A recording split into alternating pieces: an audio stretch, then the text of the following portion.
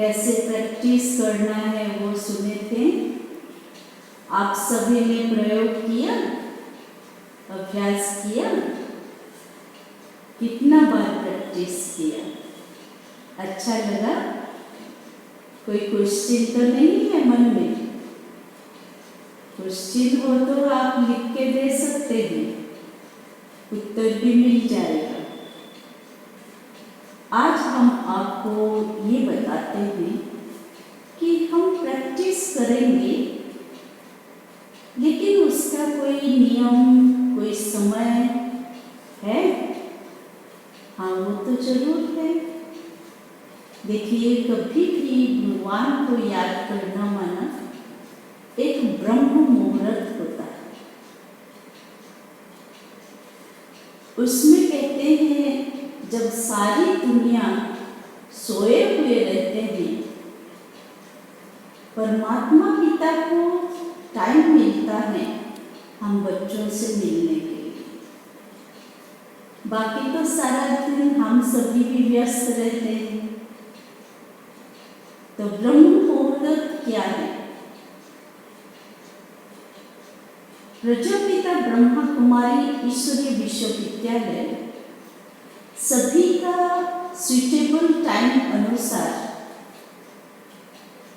अमृत वेला चुना है, जो कि सुबह भोर में 4 बजे से 4:45 तक 4:45 45 मिनट का योग चलता है। अपने अपने घरों में ही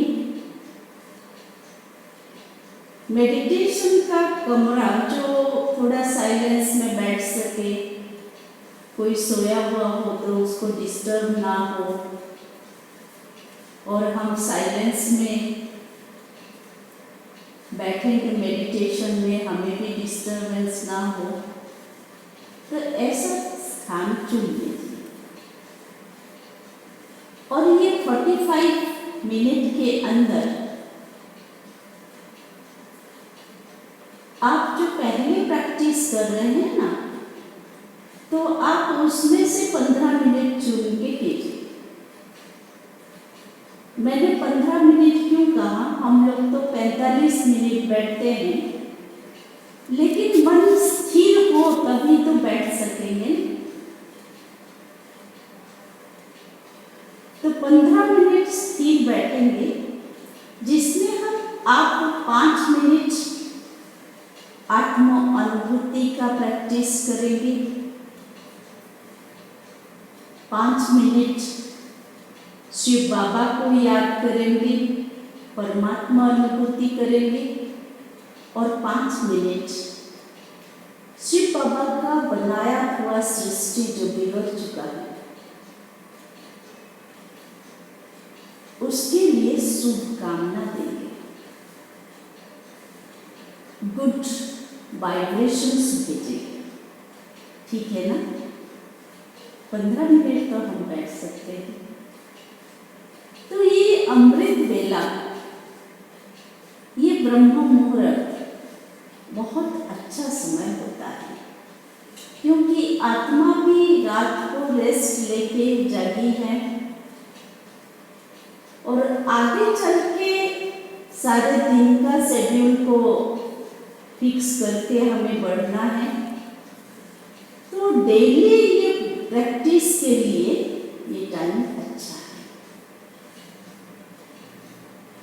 ऐसे नहीं कि इसके लिए हमें स्नान करके ही बैठना है, नहीं, ऐसे कुछ नहीं, लेकिन थोड़ा सा अपना साफ सुथरा होके बैठना है, हाथ पाँव मुँह धो के, ब्रश करके फ्रेश मूड में बैठना है। ऐसे नहीं चुपकाते रहे, नहीं, हमको खुद स्वयं को अलर्ट रखना है कि मुझे भगवान से कुछ लेनी है और संसार को भी कुछ देना है, दोनों। जब तक हम दूसरों को देंगे नहीं, स्वयं भी उसका अनुभव नहीं कर सकते। हम आनंद में रहना चाहते हैं, दूसरों को भी राजयोगा मेडिटेशन के द्वारा सुख मिलना चाहिए। हमारे अंदर से शुभ वाइब्रेशन, कल्याणकारी वाइब्रेशन निकलने चाहिए। तो ये है नियमित योगाभ्यास। उसके अलावा सारे समय आप जो भी काम करेंगे शिव बाबा के याद में, स्मृति में रख स्टार्ट करना है। फिर भी कार्य करते करते हम भूल जाते हैं, इसलिए कुछ टाइम दिया गया है जो हम ब्रह्मा कुमार कुमारी भाई बहनें हमेशा प्रैक्टिस करते हैं। वो है सुबह मॉर्निंग में 7 AM आप लिख सकते हैं, फिर 10:30 AM, फिर 12 noon, फिर इवनिंग 5:30, फिर 7:30 PM, 9:30 PM।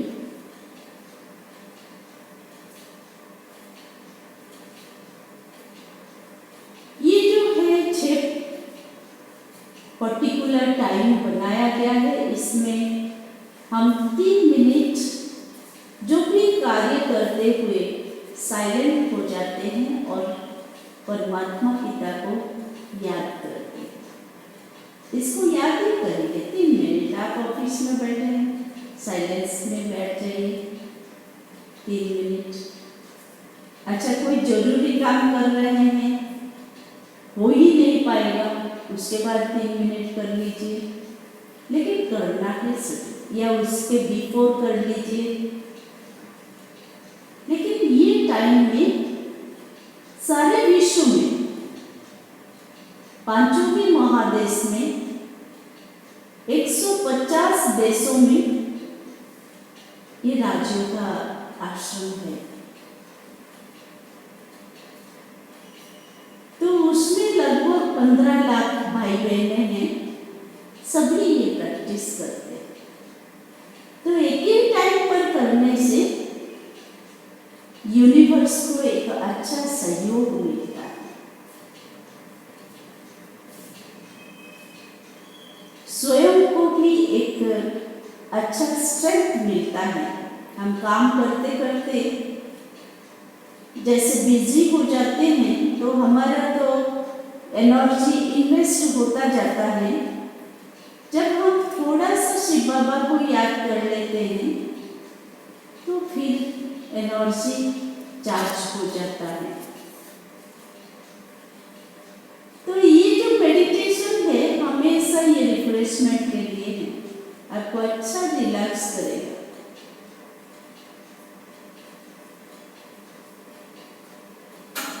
इसके अलावा शाम को जब हम कार्य व्यवहार से निवृत्त हो जाते हैं 6 से 7 फिर कंसंट्रेटेड मेडिटेशन करते हैं। आप प्रैक्टिस करेंगे ना तो उस समय आप थोड़ा फ्री होंगे, जैसे 15 मिनट 20 मिनट बैठने का कोशिश कीजिए और आप जितना लगन से याद करेंगे आपको अनुभूति भी अच्छी होगी और अनुभूति का रिजल्ट भी अच्छा दिखाई देगा। आप एक्सपीरियंस्ड हो जाएंगे। ये है चीज। रसगुल्ला मीठा है, सबने कहा तो हम मान लिए, लेकिन कैसा मीठा है, टेस्टी है, वो खाने से ही पता चलता है। ठीक इसी प्रकार ये जो है मेडिटेशन, हमें तो पता चल गया, ये हमें हमेशा इंडिकेट करेगा मेडिटेशन की राइट चीज ही चूज करके करो। ये तो अच्छा स्ट्रेंथ है और ये हमको इंसिस्ट करता है इसीलिए कि हमारे जो पाप का गठरी है वो भी कैंसिल हो जाए।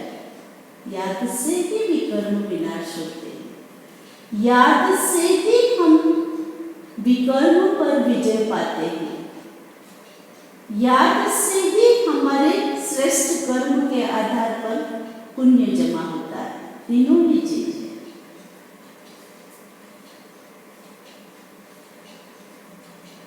आप कहेंगे कोई तो शुभ विचार करते नहीं, हम ही अकेले करने से कैसे होगा, कितना रिजल्ट मिलेगा, नहीं हो पाता।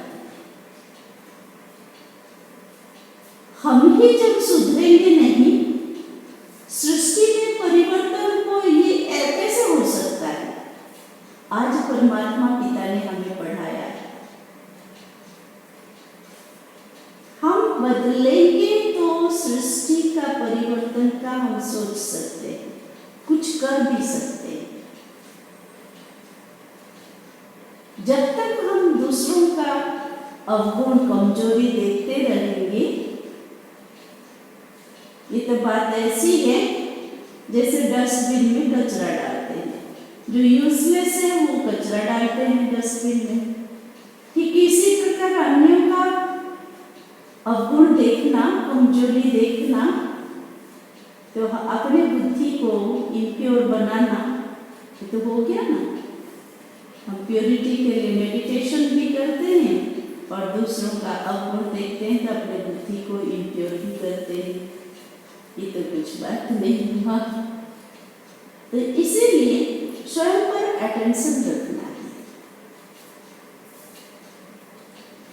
और ये शुद्ध विचार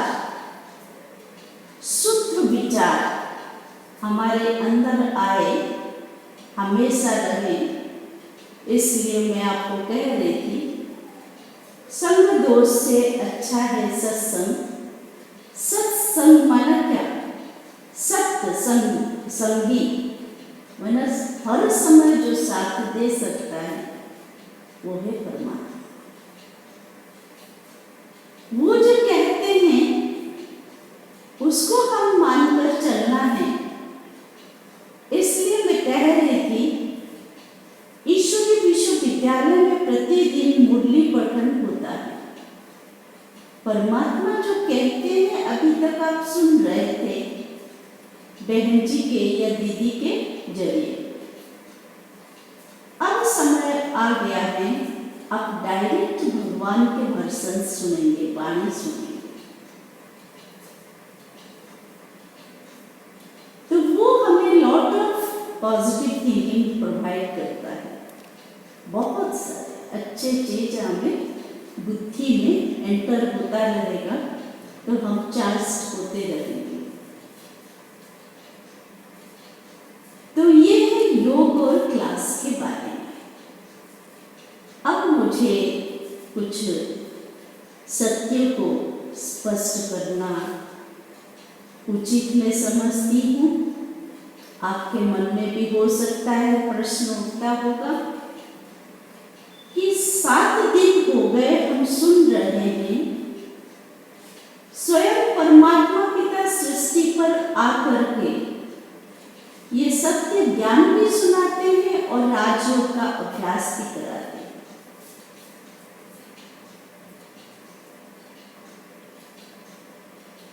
तो सृष्टि पर जो आकर सुनाते हैं, सुनाने के लिए मुख चाहिए, हम सुनते हैं, सुनने के लिए कान की जरूरी है।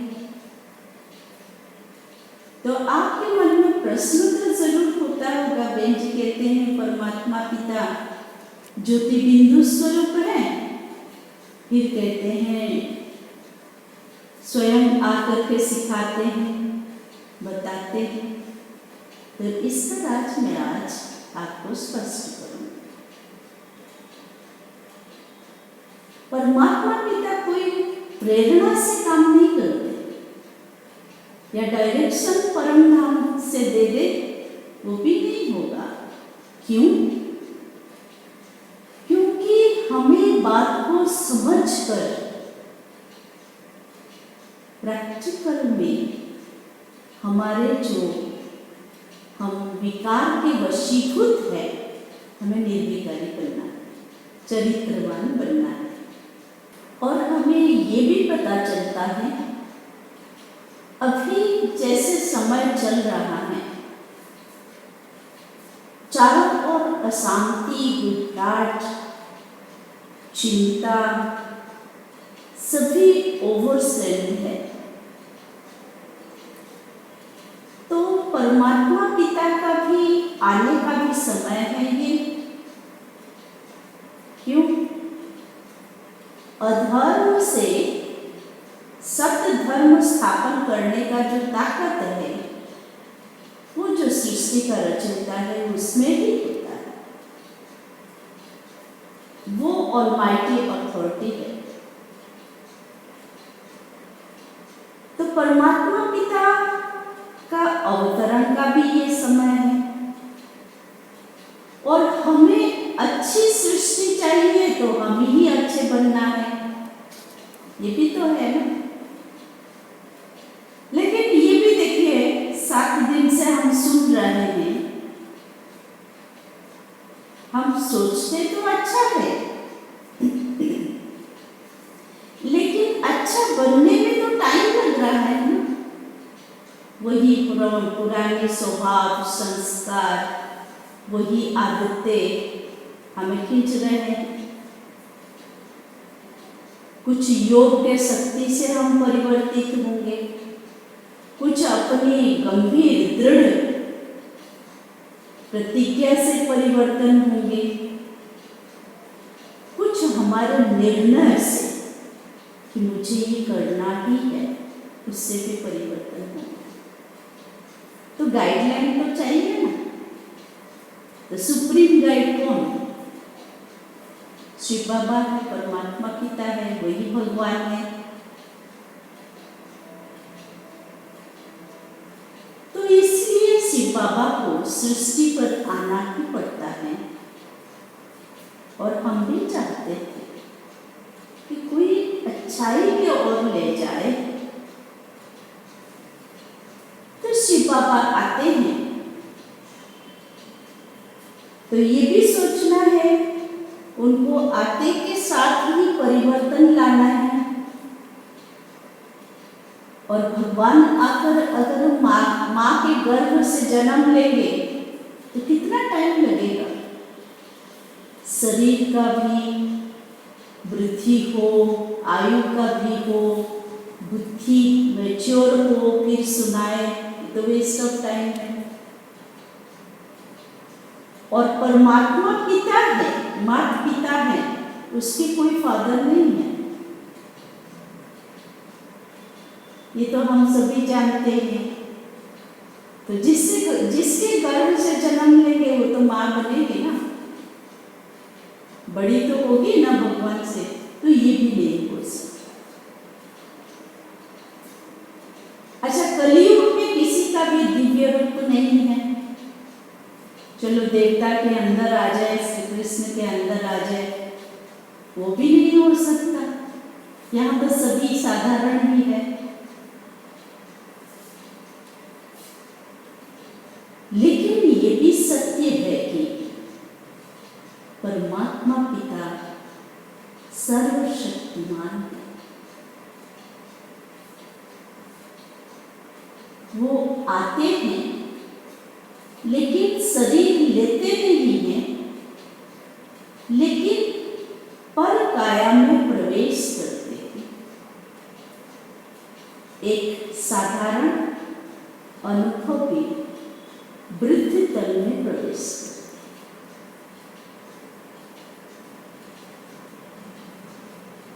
और जिसके तल में प्रवेश करेंगे उसको तो पहले समझ देंगे ना, ये सत्य का एहसास कराएंगे ना, तो वो स्वयं समझेगा, फिर तो दूसरों को समझा सकता है ना। तो इसलिए परमात्मा पिता सृष्टि पर जो अवतीर्ण होते हैं उसको दिव्य अवतरण कहा जाता है। साधारण व्यक्ति मनुष्य जैसा जन्म नहीं लेते। तो वो जो अभी कार्य चल रहा है, परमात्मा आ चुके हैं। 1936 से ये सत्य गीता ज्ञान और राजयोग सिखा रहे हैं। तो जो साधारण अनुभवी रथ का आधार लिया,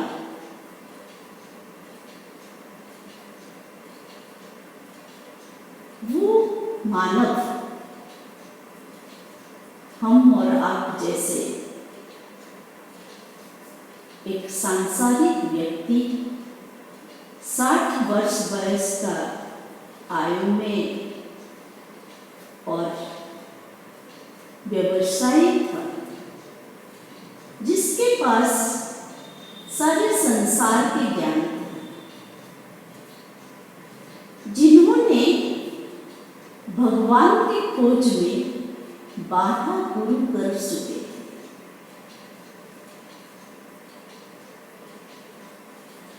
और शिव बाबा उनका 13th गुरु थे। तो आप सोच सकते हैं, वो गृहस्थी भी है,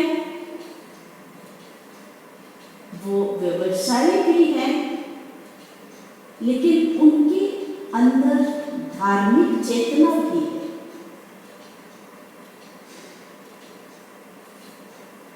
वो और कोई नहीं, सिंध प्रदेश के हैदराबाद शहर में दादा लेखराज कृपाले,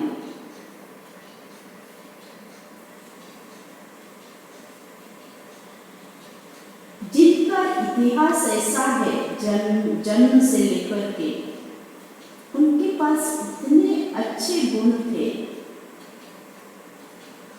वो हीरा का व्यवसाय करने से भी हीरा का परख जितना अच्छा था, उससे और अच्छा था जीवन जीने की कला। उन्होंने अपने जीवन में कभी क्रोध नहीं किया। उन्होंने अपने बच्चों को कभी डांटा या थप्पड़ भी नहीं लगाया,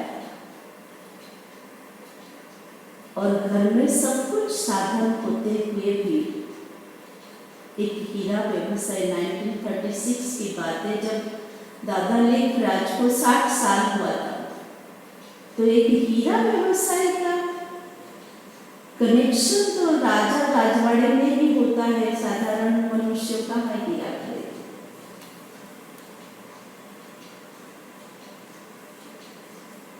तो धनाढ़ियों में होते भी, सम्रांत परिवार से में होते भी, उन्होंने कभी न मांस मदिरा खाया है, न उनका चरित्र कभी बिगड़ा है, न उन्होंने किसी को दुख दिया है। तो कहने का भाव है, रियल भगवान की खोज में दादा लेखराज थे। उनको समाज में सभी दादा कहते थे, बड़ा भाई मानते थे। जब उनके तन में परमात्मा की प्रवेशता हुई और धीरे धीरे परमात्मा साक्षात्कार हुआ और विष्णु चतुर्भुज का साक्षात्कार हुआ, फिर महाविनाश का साक्षात्कार हुआ, 3 साक्षात्कार हुए।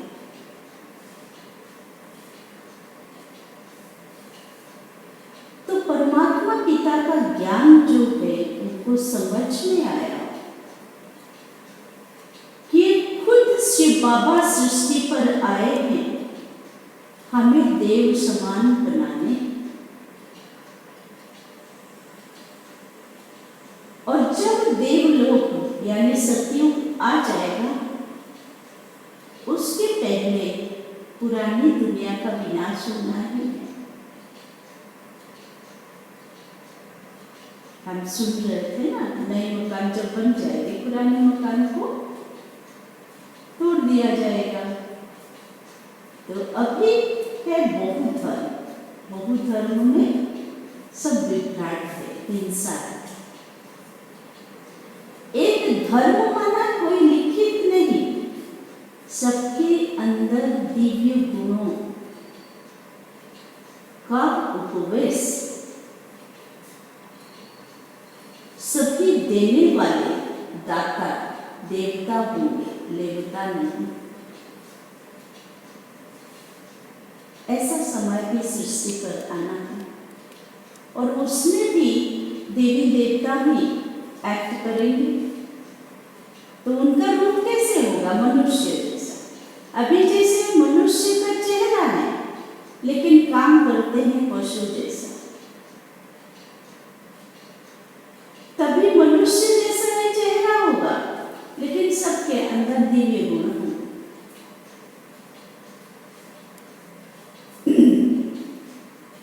आपको मैं एक कहानी सुनाती हूँ। ये अभी के समय का है, हमें जल्दी से निर्णय लेके अपने को बनाना है। एक बार इंद्र सभा में देवताएं तो बैठते ही है, राक्षसों का डिमांड आया कि हम एक दिन भी अटेंड करेंगे। ओके, आए और उसके बाद भोजन का व्यवस्था रहा। व्यंजन 36 प्रकार का था। तो देवताओं को लालसा हुआ हम पहले भोजन करेंगे। तो इंद्रदेव ने कहा हाँ ठीक है, आप ही करो, आप आज हमारा गेस्ट है। लेकिन एक शर्त है, आप भोजन करेंगे लेकिन हाथ को ऐसे फोल्ड करके नहीं खाएंगे, हाथ को सीधा रख के ही खाना है। तो राक्षसों पे तो हलचल मच गया। व्यंजन को सामने देख रहे हैं, अपर्याप्त है 36 प्रकार के। तो सारे राक्षस सामने आ गए।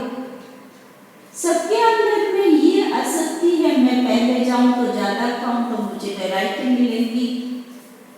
हम सबके लिए ये है, उनको संकल्प भी नहीं आया। हमें ही खाना है, ये संकल्प भी नहीं आया। लेकिन मैं पहले तो आए तो सभी, लेकिन इतना क्राउड कर दिया और खाने का संकल्प उनको कैसा आया कि भोजन को ले ऊपर फेंके और मुंह खोला करके खाया। आप देखो, भोजन रखा है नीचे, आप ऊपर फेंको और मुंह खोल के खाओ तो दौड़ना तो पड़ेगा ना।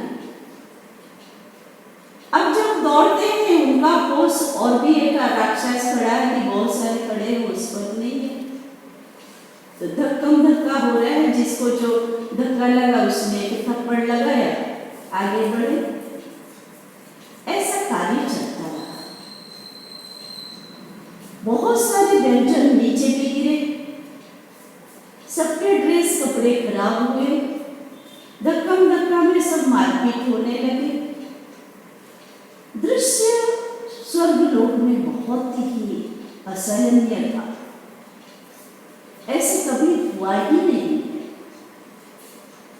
फिर घटित हुए, ये तो सोचने की बात है, वो तो कल्पना भी नहीं किए होंगे इंद्रदेव। फिर वो जैसे भी, सबका मन दुख, सबने सब व्यंजन पाया नहीं, सबने सब खुशी से खाए नहीं, अपना जैसे भाग दौड़ में धक्कम धक्का में पूरा हुआ। फिर हुआ देवताओं का। शर्त तो वही है, राक्षस बैठ के देख रहे हैं, देवताएं बहुत ही नम्र चित्त होकर आ रहे हैं, हर्षित चेहरा है, उनके अंदर खुशी है कि आज हमारे व्यंजन में गेस्ट भी थे। फिर क्या हुआ? व्यंजन के पास आए,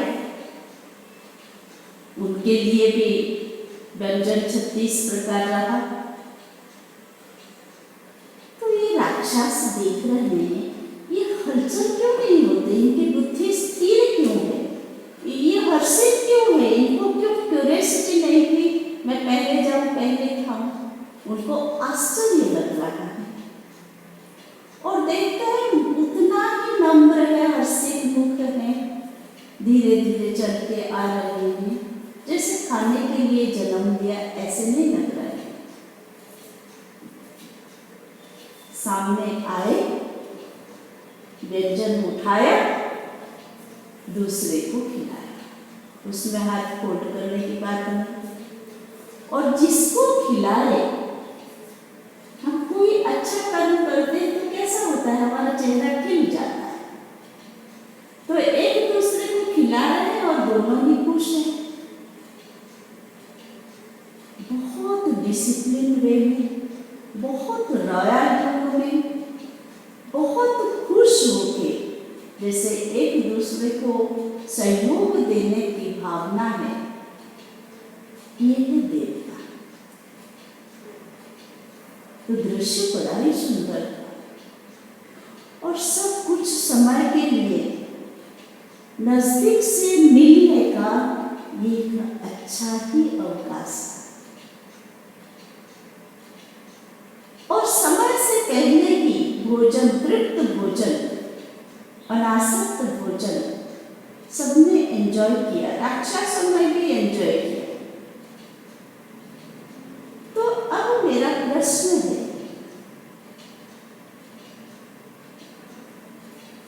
राक्षस देवता दोनों ही एक ही सभा में थे, तो राक्षसों को क्यों नहीं अच्छा संकल्प आया, देवताओं को क्यों आया? उत्तर भी आप और हम सबके पास है। जो अपने को बनाने में लगे हैं वो समय अभी है, परमात्मा पिता बना रहे हैं, रिस्पॉन्सिबल वो है, लेकिन अटेम्प्ट तो हम लेंगे, एफर्ट तो हम करेंगे, पुरुषार्थ तो हम करेंगे। तो अपने अंदर गुणों का समावेश करते जाएंगे, तो ये सब व्यवहारिक रूप में हमारे पास नेचुरल वे में दिखाई दे। ये अभी का ही समय परमात्मा पिता आए हुए हैं, समझा रहे हैं, तुम अपने को बिल्डअप करो, दूसरों की चिंता नहीं करो, तुम्हारे व्यवहार से वो भी चेंज हो जाएगा। ठीक है ना? ठीक है ना? तो परमात्मा पिता आकर के हमें बना रहे हैं, हम कितना ना भाग्यशाली हैं। और जिस रथ में प्रवेश किया उनका कर्तव्यवाची नाम प्रजापिता ब्रह्मा रखा। क्यों? ब्रह्मा मनुष्य जाति का पिता है, फादर ऑफ ह्यूमैनिटी। अब हम मनुष्य तो है, लेकिन हमारे अंदर मानविकता नहीं है, चरित्र नहीं है। तो शिव बाबा ने जो उनके ब्रह्मा बाबा के मुख से जो बुलवाया, स्वयं प्रजापिता ब्रह्मा उसको आचरण में लाके चित्र और चरित्र के साथ एग्जाम्पल बने, और हम सभी उनके संतान समान ब्रह्मा कुमार कुमारी हैं जो सीख रहे हैं। इसलिए ये पढ़ाई है, एक तरफ से पढ़ाई है, ये विश्वविद्यालय है, एक तरफ से शिव बाबा पिता है, ब्रह्मा बाबा भी अलौकिक पिता है, हम बच्चों को बना रहे हैं, तो ये परिवार भी है। परिवार के प्रति रहते हैं, लेकिन आत्मा का प्रैक्टिस करते हैं, शिव बाबा को स्मृति में रखते, इसीलिए कि आत्मा अकेले आई है, अकेले घर जाना है, फिर सतयुग में सृष्टि पर आना है। तो देखिए ये डबल इंजन हो गया ना, परमात्मा पिता एक इंजन है समान, और ब्रह्मा बाबा जो करके दिखा रहे हैं, समझा रहे हैं, वो भी इंजन है, और हम सब भी बच्चे आत्माएं डिब्बे हैं। तो अभी हम सभी का प्रोग्रेस का समय है, उन्नति का समय है, और समय है नहीं। 1936 से अभी 2020 में है, 84 इयर्स क्रॉस हो गए हैं, और थोड़ा सा ही समय रहा। तो भी आप सभी भाग्यशाली हैं। हम आगे आए पीछे आए वो मतलब नहीं, हम कितना जल्दी डेवलप करते हैं, इम्प्रूव करते हैं। परमात्मा पिता ने कहा है लास्ट सो फास्ट, लास्ट में आने वाले भी फास्ट चल कर के फर्स्ट नंबर में आ सकते हैं। तो ये पढ़ने का स्थान है, ईश्वरीय विश्वविद्यालय है। यहाँ आप ये नहीं कह सकते वो क्यों अच्छा पढ़ रहा है, ये क्यों नहीं। ये धारणा की बात है, निश्चय की बात है, विश्वास की बात है, और एश्योरेंस उसके ऊपर दिया जाता है मैं कितना चल पाती हूँ। एक दिन में कोई मनुष्य से देवता नहीं बन जाएगा, लेकिन जितना जल्दी हम इस चीज को समझकर आगे बढ़ेंगे उतने जल्दी बनेंगे। ठीक है ना। तो हम बुधवार को स्टार्ट किए थे, आज मंगलवार है, 7 दिन तो हुआ, लेकिन फिर तो बुधवार आ गया। अब समाप्त कहाँ। इसलिए आप सभी के लिए शुभ संवाद है। अब कल से ठीक 5 बजे डायरेक्ट परमात्मा पिता ब्रह्मा बाबा के मुख से कैसे पढ़ाते हैं, क्या पढ़ाते हैं, वो आप सुन पाएंगे। ठीक है ना। लेकिन ये लगातार प्रतिदिन डेट वाइज मुरली आप सुनेंगे, उसके लिए हम और एक करते हैं। अभी तो लॉकडाउन है ना, सब अपने अपने लोकल जगह के सेंटर पर तो जा नहीं सकते, इसलिए हम सहज माध्यम रखेंगे, कॉन्फ्रेंस टॉक। ठीक है। एंड्रॉयड में, स्मार्टफोन में एक ऐप खोल लीजिए, free conference call. Play store में जाके सर्च कर लीजिए और फ्री कॉन्फ्रेंस कॉल, ये आप खोलना होगा, जिसके जरिए आप ये डेली सुन सकते हैं 5 से 5:30 आधा घंटा। और उसके लिए आईडी है, आईडी लिख सकते हैं। उसके लिए आईडी है BK माला, स्मॉल लेटर सभी, BK MALA माला 19591 19591। याद रखिए, फ्री कॉन्फ्रेंस कॉल ऐप खोलना। स्क्रॉलिंग में यह आएगा, आता भी होगा, आप पढ़िए। ठीक है।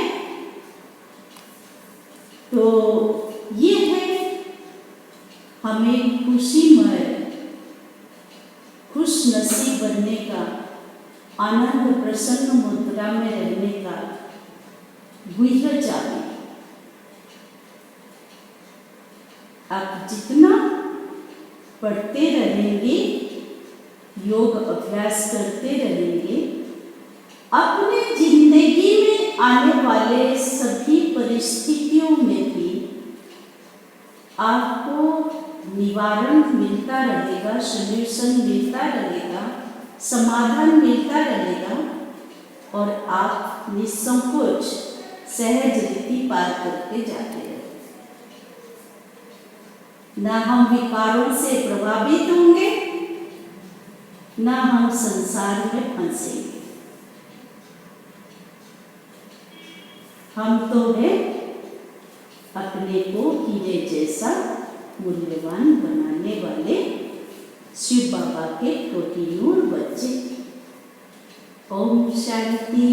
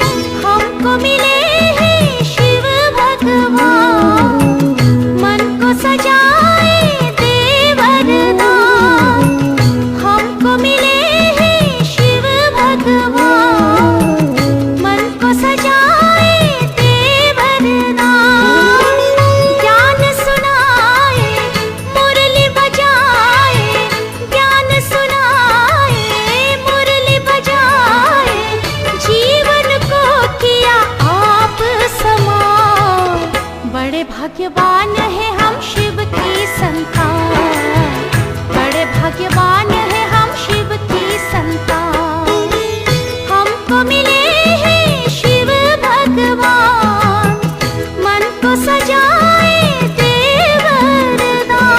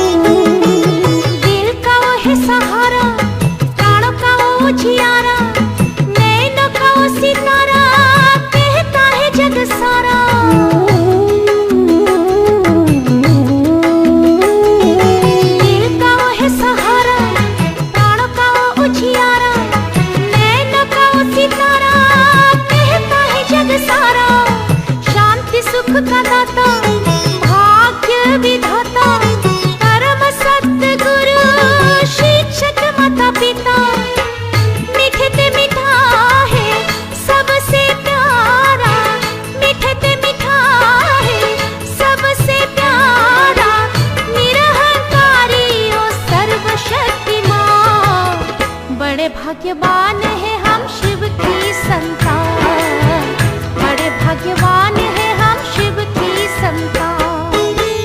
हमको मिले हैं शिव भगवान, मन को सजाए देव वरदान।